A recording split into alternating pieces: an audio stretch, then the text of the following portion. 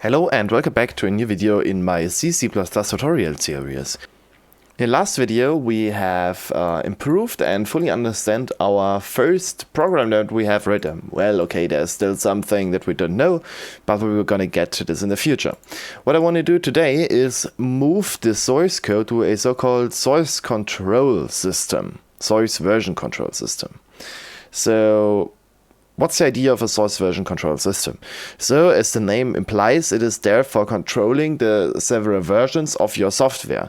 So every time you make an iteration, so you add a new feature, you make a change, you fix a bug, so an issue in your software, every time you do something, this source control version system will actually keep track of this and allows you to every time take a look at all the changes you have done.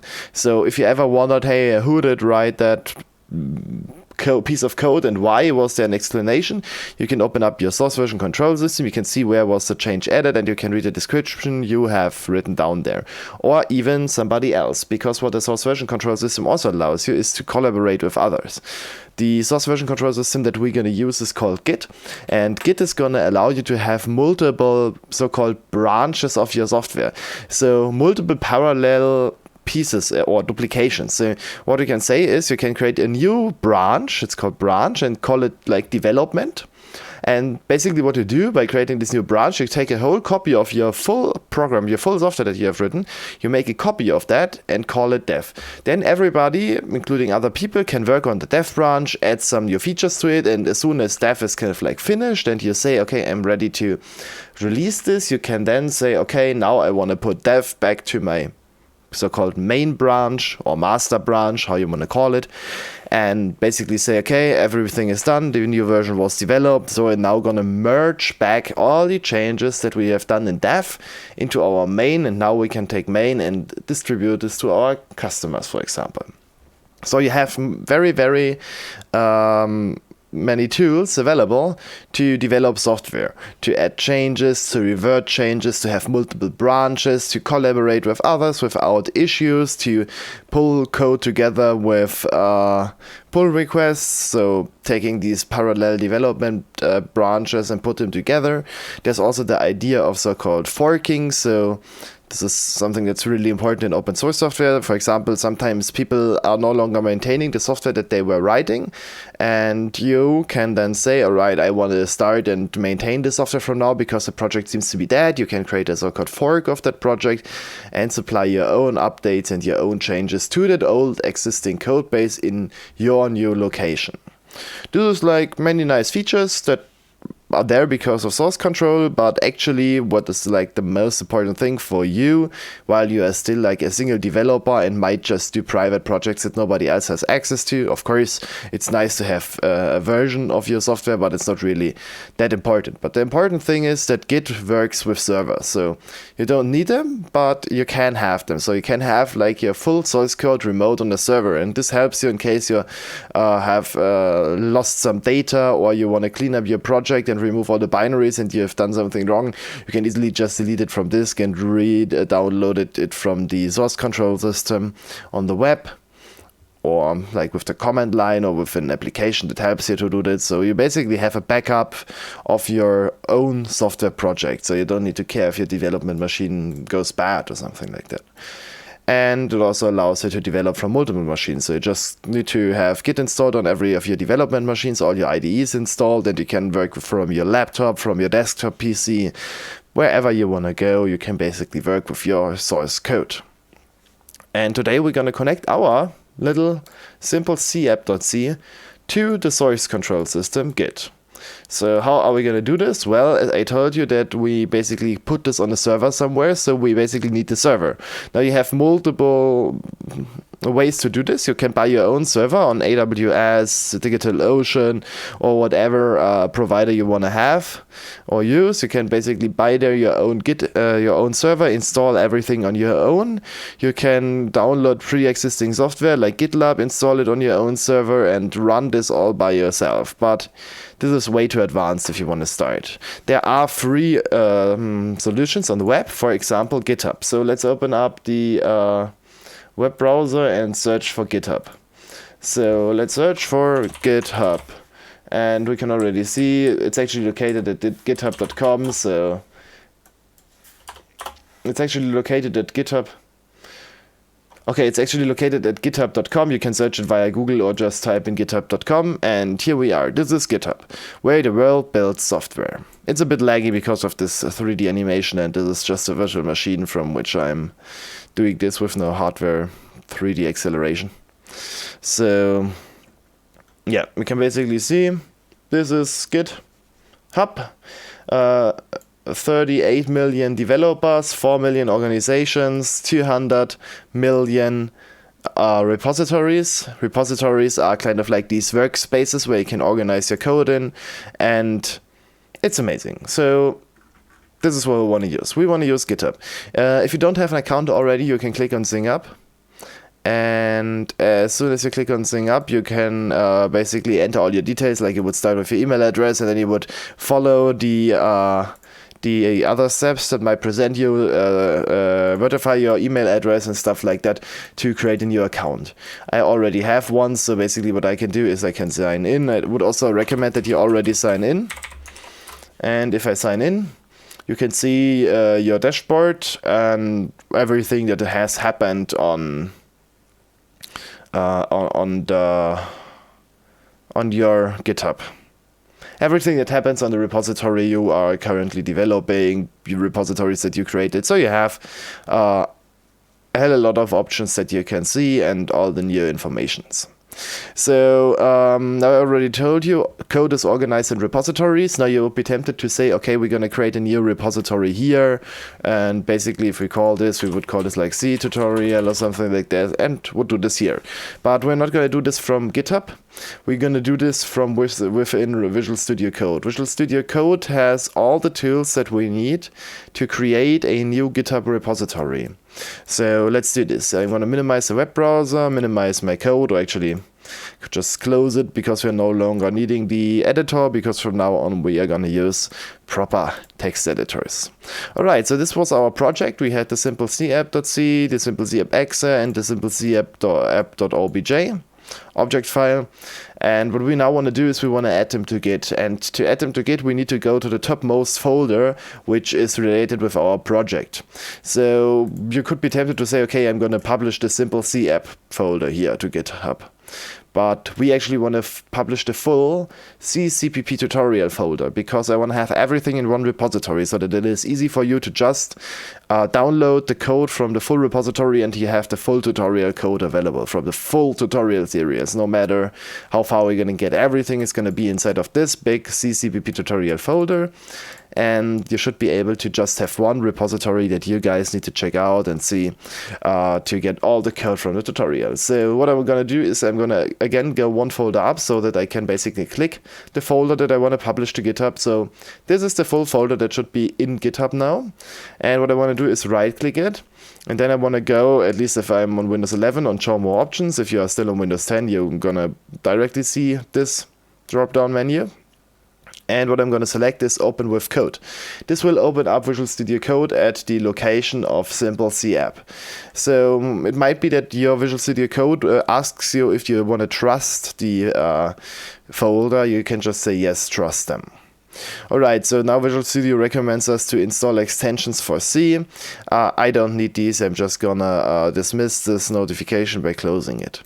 As you can see, it already opened up my simple capp.c. This might not be in your case. In your case, it probably looks something like that when you open the folder. I don't know why it opened this up, probably because I already opened the folder. And you can basically see that you have a full representation of your Windows Explorer structure inside of Visual Studio Code as well. It just looks a bit more cleaner, and you don't need to go into the folders. You can just expand them and see them in a tree view, which is very amazing that you don't need to always hop through folders.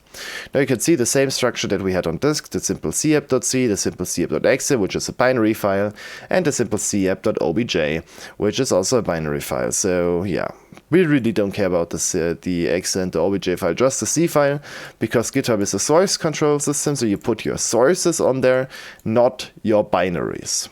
You can put binaries on there, and with small binaries like that, these are not very big, they are a few megabytes, if they are even in megabyte, I think maybe just kilobyte, yeah, just 3 and 121 kilobytes, so they are very small, and GitHub would not really bother if you upload them.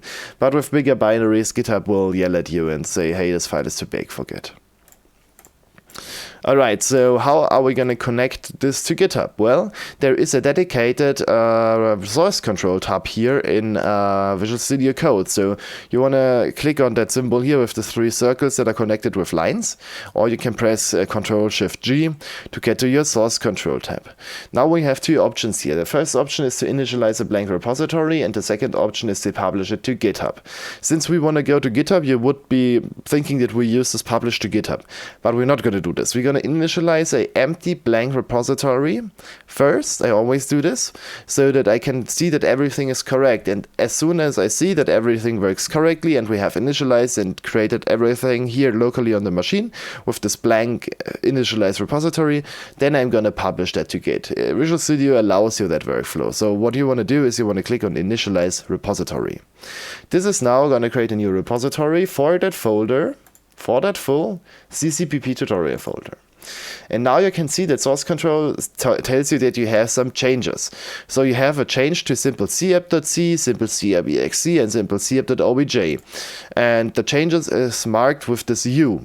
This U stands for untracked, which means this file was never introduced to the source control system Git. Untracked, new file. Git is not aware of that file. And basically what this means then is that this change is going to be used as adding the full file to source control. You can also see this if you go to your Explorer. You can see in that folder here, the folder 01 simple capp is green, which means that there are untracked items in there because it's green.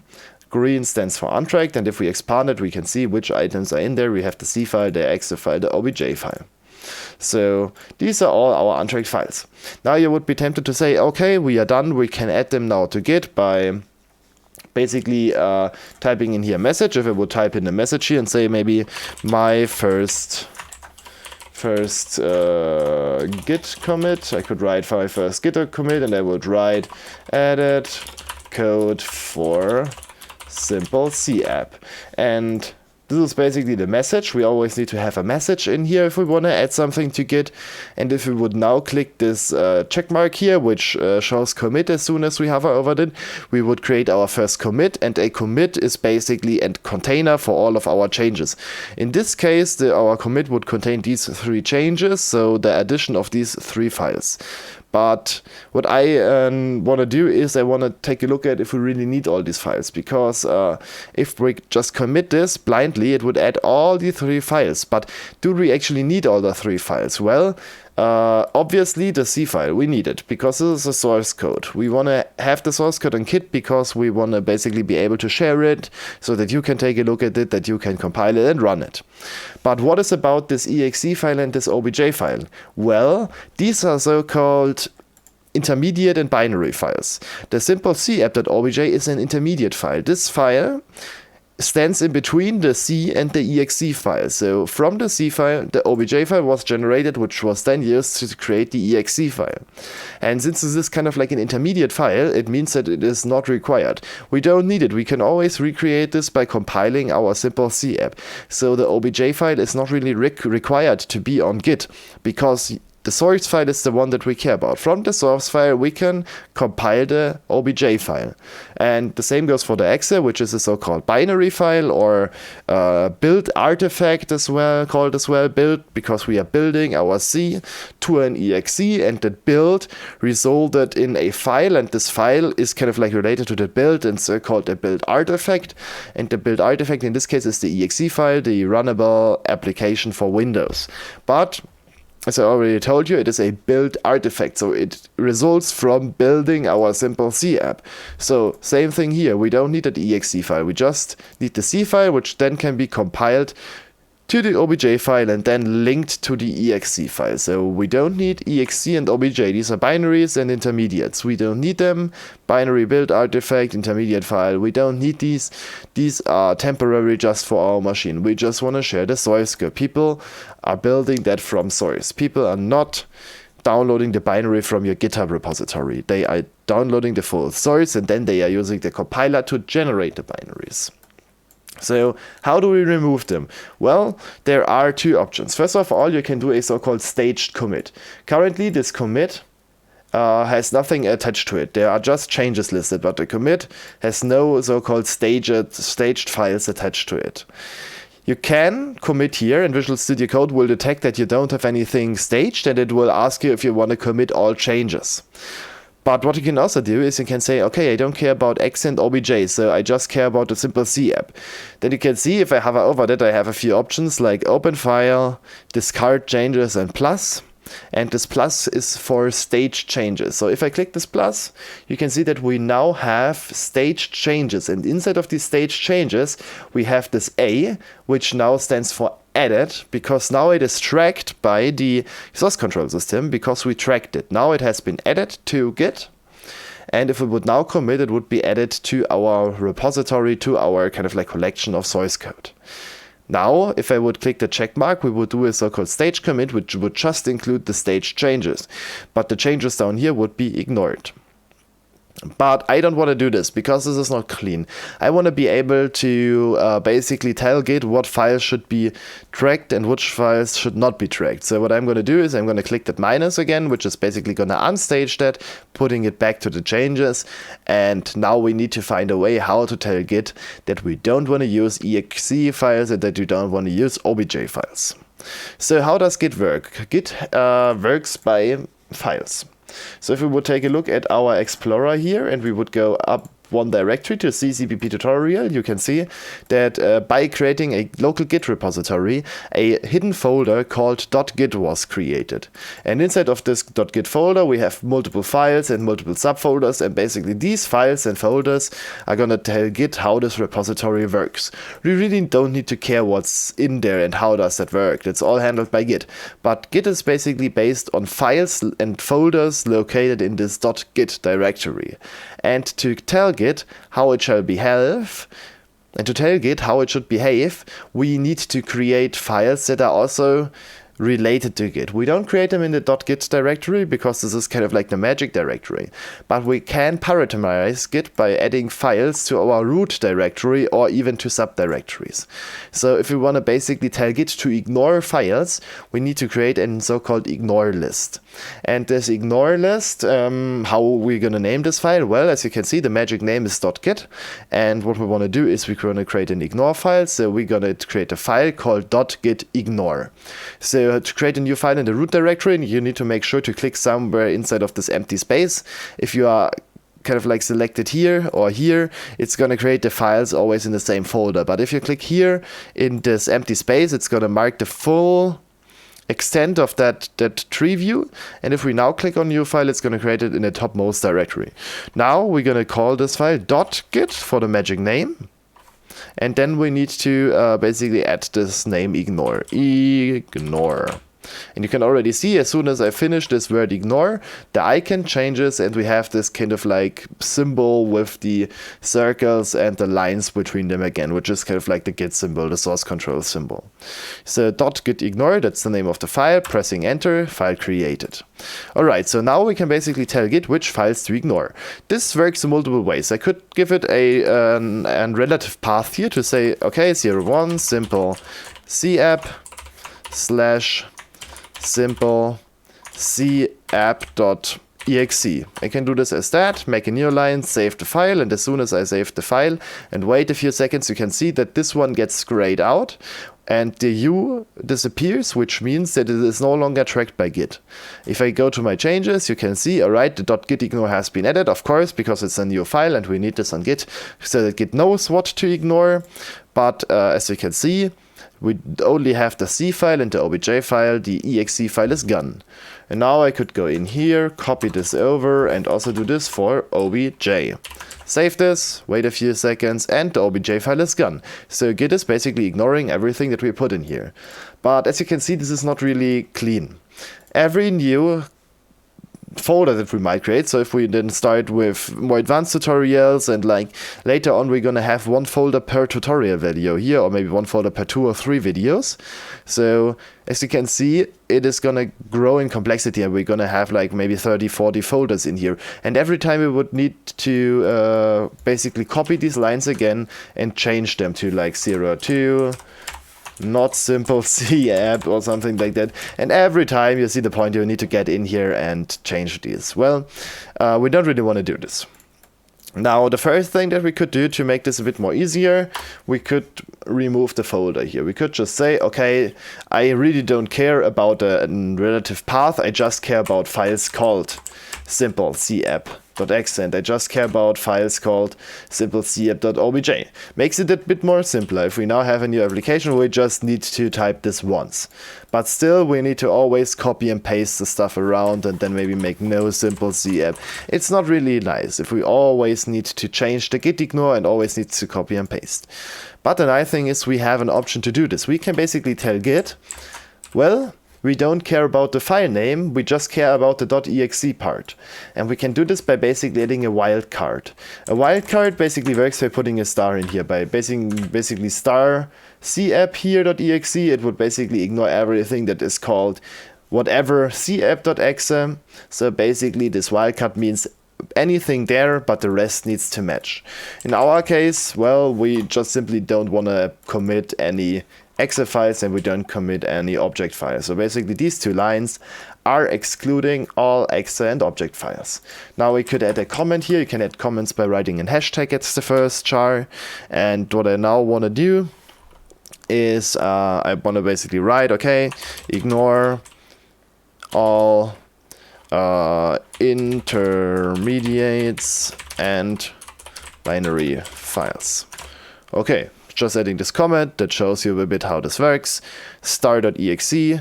Oh, now I clicked on the wrong screen, sorry. Star.exe and star.obj. All exe files, all intermediate files. We don't want to care about these. Okay, done. Now you can see it works, still the same. We just have the git ignore and the simple capp.c, and the other files are ignored. And the nice thing is they keep ignored. They are going to be kept ignored. So that's very nice. So my first git commit. Now I'm going to also add here added ignore list, to basically tell us that we also ignored this lists here. Okay, so now we basically have everything that we need here. We have the git ignore, which is telling Git how to use it. And actually, if you can see, if I click here in the changes tab on the file, you can actually see the changes. So here we basically had an empty file.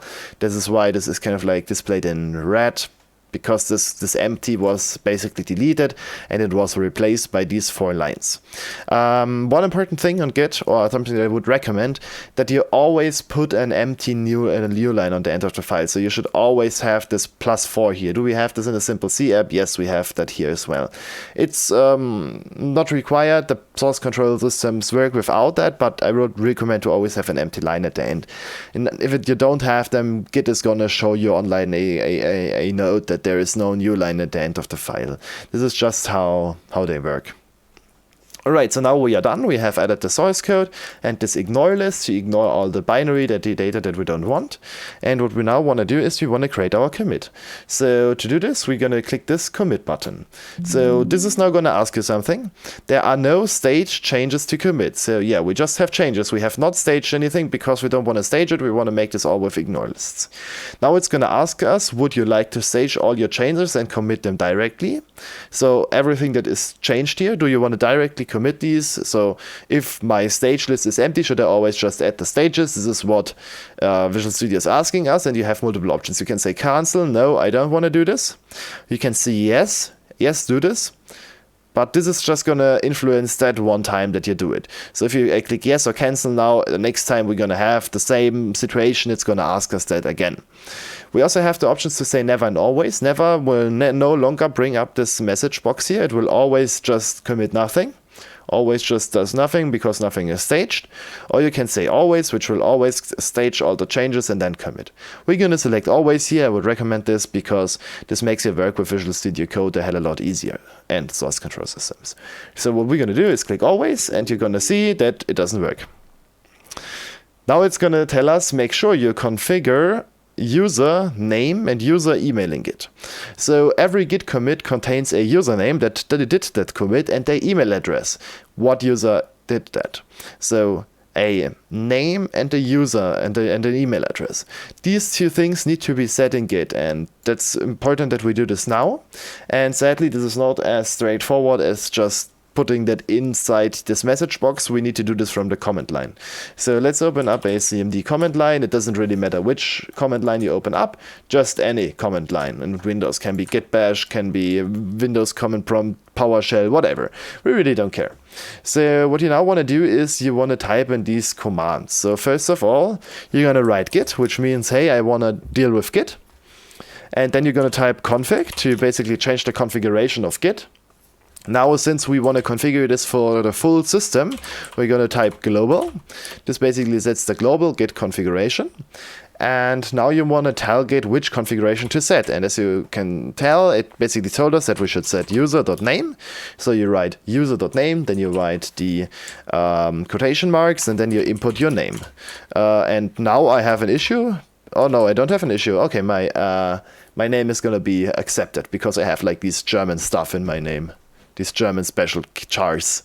Maybe sometimes they don't really work there, but most of the time they work. If they don't work, if you have an issue writing special chars like that, you can always type the Windows key and then enter your name here, because this message box is probably gonna accept it. Okay, press Ctrl-A to select everything, Ctrl-X to cut it out.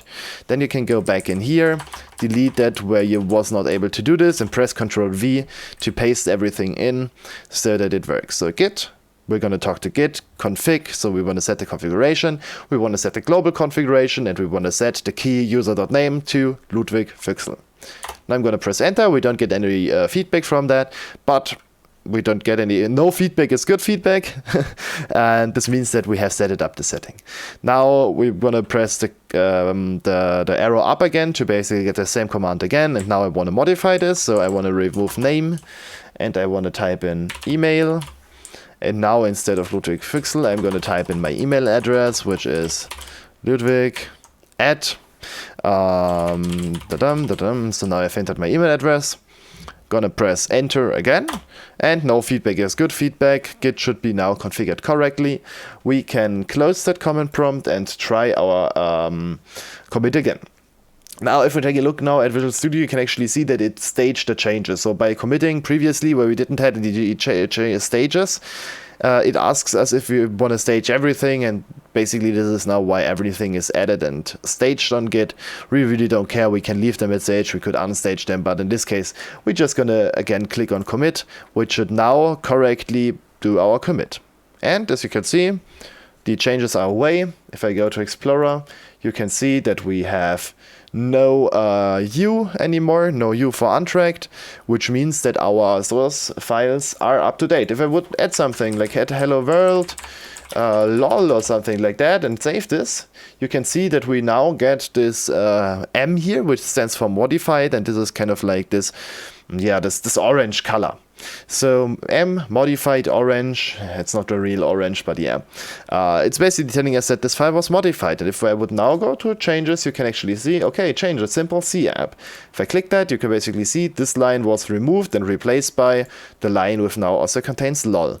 And we could easily now go in and say added some lol here to basically indicate that we made some changes. But lol really is not recommended here to do this, so I'm going to show you another option that we have. So we had that one, which is open file, which is just going to bring it back to the file. Then we had that one that we already saw that we can stage changes, but we also have that button which stands for discard changes. So if I later on look at this and see, no, that was total garbage, why did I add lol there? I can click this discard changes, and it's going to ask us, are you sure you want to discard changes in simple C app.c? And now I can say cancel or just say discard changes. If I click discard, you can see, well, no longer any changes in here. And the file, if I go back in here and open this up, the lol has disappeared because Git has just trashed our changes. Nice. So the next step that we want to do is we want to publish this repository to GitHub. How are we going to do this? Well, we're going to click on the source control again, and now you're going to see that we have this button, Publish Branch.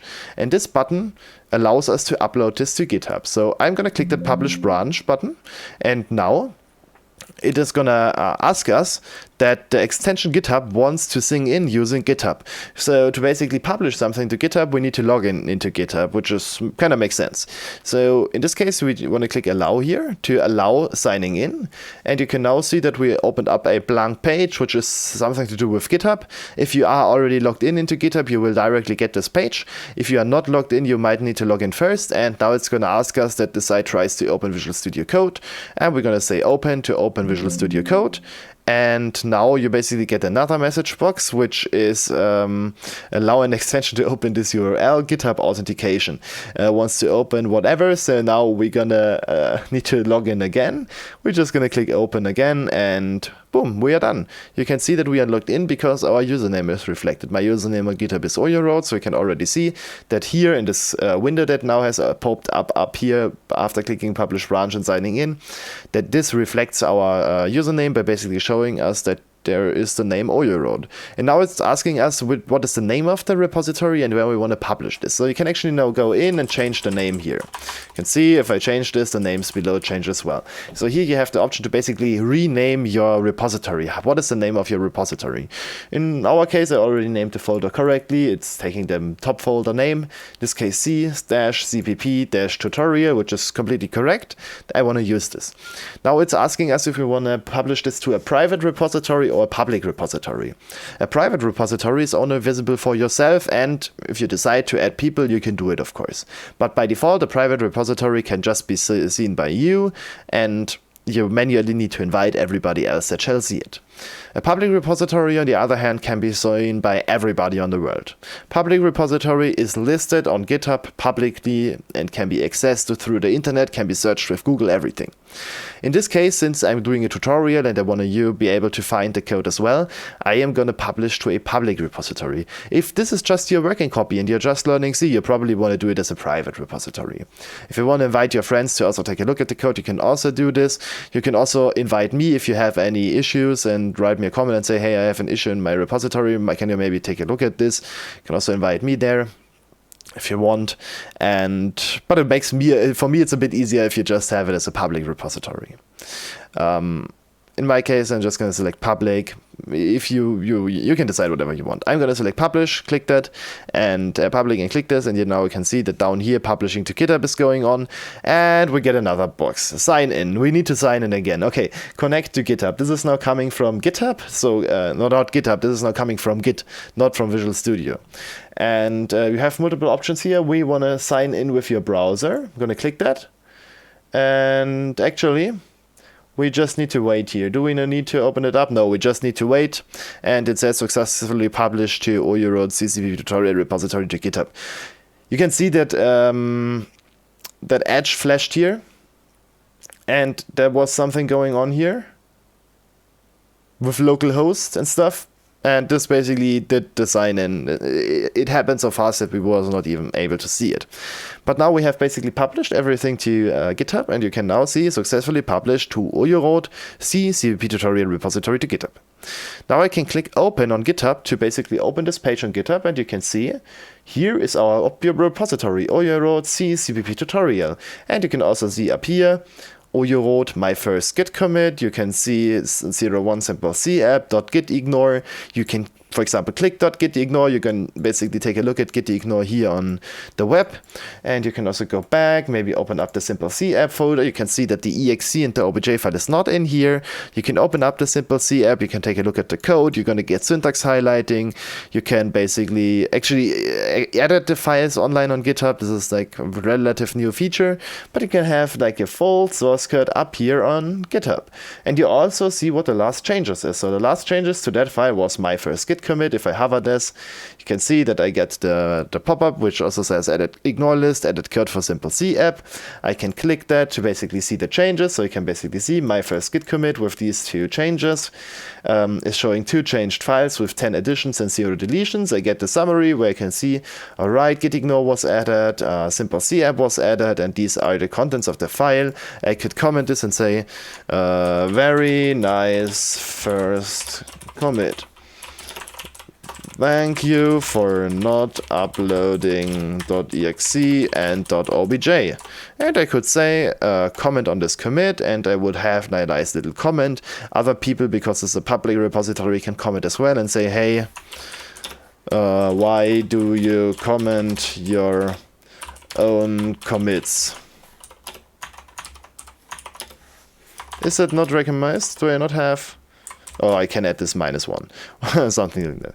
Why do you comment your own commits? Yeah, I can like do stuff here. And then I could maybe react with that one. I cannot react. I can, but it's not really shown here. But as you can see, you can have like a conversation. If you have multiple people working in a repository, this is very useful because you can basically suggest changes here. You can quote something and say something like that. Hey, please put hello world. Please put hello world in a single printf call. And then you would basically see that now directly this line has been kind of like commented. So you have very nice tools to collaborate on your commits, on your repository. And you have like all these tools that are up here to document your projects. You have like issues where other people that are using your repository and they find a bug in here, they can create a new issue, write bug in XYZ, and they can basically tell you about the bug and how to reproduce it. And then you can go in and try to fix that bug. You can have so-called pull requests. Pull requests are for other people, not for yourself.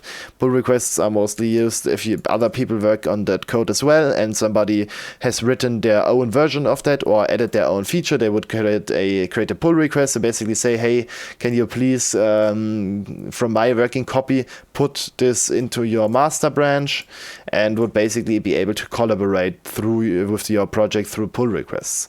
There are also like more advanced stuff like actions, project, wiki, security, insights, and stuff like that basically help you documenting and planning your projects. In our case, we can go to settings and disable them because we don't want to use wikis, we don't want to use projects. If you go to settings, you have these options available. By the way, if you want to add somebody else to that repository, you can go to Collaborators and you can add a people. And then, for example, me, I could say, oh, you wrote... Okay, because it's my account, I cannot do this really. But you can basically add a username, a GitHub username, a full name, or an email address here, and can say, I want to select the guy and want to add this guy to the repository, and then the guy can go in and see it if it is private or even administrators project. All right. Now, what GitHub suggests us is it want to suggest us to add a so-called Readme to the project. A Readme is a file that basically tells the people what the project is about, and I would recommend to do this on every project, even if it is just a private project, because you can also use it as a notepad to write your own like to-do list or changes or how to get started with the project, and it's a nice thing to always have there. So we're going to click this button, Add Readme. GitHub has a feature to directly create this from the web. By default, it's going to call this readme.md, and now you can basically edit this file. You may wonder what the hashtag is. This is just how these MD files work. If I click on preview, you can see that the hashtag is basically creating a heading. So what I can do now here is create a new line and say, this is my C++ tutorial. If I would now go to preview, you can see, all right, I get this here. And if I'm fine with that, I see, okay, yeah, that looks nice. That is my README that I want to use. You can commit this here directly from the web UI. You could add a description or a heading here. We don't want to really do this. By default, it's going to use my primary email address to commit this, and I can directly commit this to the Manchtab branch, and I can commit this new file, and now, boom, you can see this README MD is also in the repository, has been created now.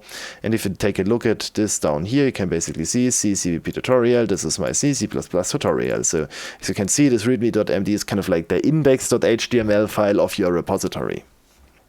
It's directly shown here on the front page. A few things that I also would want to do is I would want to go in here in the About setting, push that cogwheel, and down here I can basically add a description and a website to this. I'm going to probably put the YouTube link in here at some point to the playlist. You can add some tags here, and you can say what you want to include in the homepage. I'm just going to remove these two because these two are not relevant for the tutorial, and I can say here repository with the code for my C++ tutorial series. And can click Save Changes. And now you can basically see that here you're going to get this description up here. And also if I would go back to my account, Oyorod, and I would go to my repositories, and where is it here? And if I basically take a look at here at this list, CCBP tutorial, you would basically get this description directly here on GitHub. And if I would search for that, probably if I search this here in all GitHub,